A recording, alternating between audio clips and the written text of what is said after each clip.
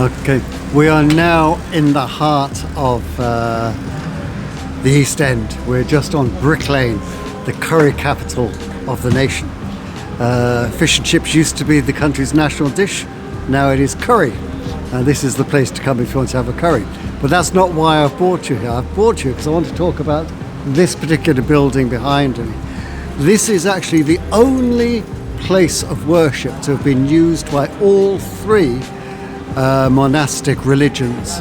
It was opened in 1743 by the Huguenot community, and the Huguenots were French Protestants, and they had to flee France because in 1680s there were riots by the Catholics against the Protestant community, and they had to flee for their lives, and they set themselves up here in the East End.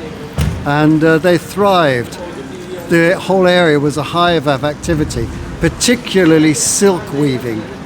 And they were established here, and actually it's estimated that 1 in 4 Londoners traces their ancestors back to the Huguenots.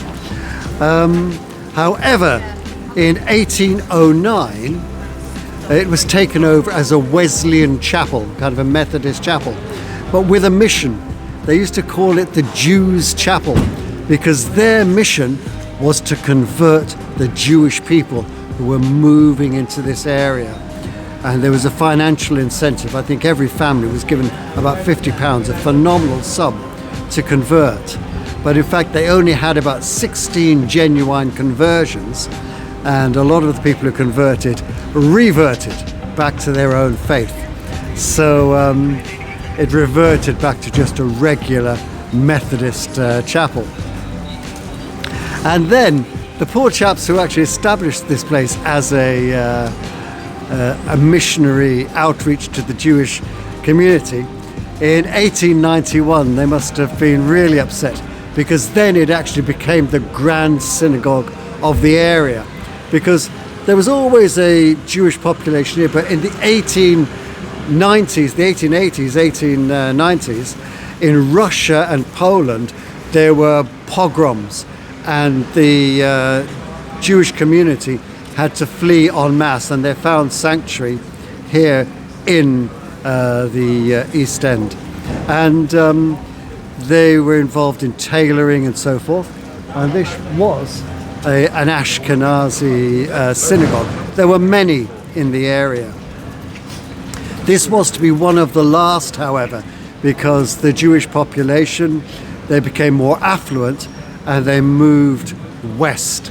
And in the 1970s, this building was bought by the Bengali community and turned into a mosque.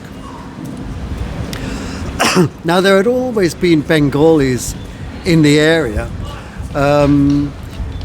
They came over with the East India Company as lashkars, as seamen, and they settled down here. But then in the after the war, a lot came over here to be involved in the factories.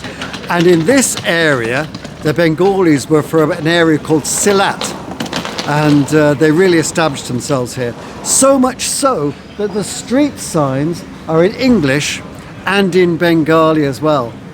So the mosque is still going strong, and actually the architecture on the inside to the Jewish worshippers, it wouldn't look so out of place. The benches have been removed, but they can still see the balconies where the women would have watched the service from above. But it's multifunctional. It's multifunctional. It's used. They teach Arabic here. They teach Bengali here. Also, it's a funeral service, so the people who die here, they are prepared for burial. Prayers are said for them, and then they're off to their place of final repose. What I like is there's a sense of the old and the new. We've got the very old building, which has kept its nature, and also we have this lovely tower, which it looks a little bit like a minaret, but it's more decorational than anything else. But what I really love is the sundial at the top. We don't get very much sun in this country, But the Huguenots, when they put that up there, they put in Latin, and I won't attempt to say the Latin word. But what it says is, we are but shadows. We're here for a heartbeat, and then we're gone. And I wouldn't have it any other way.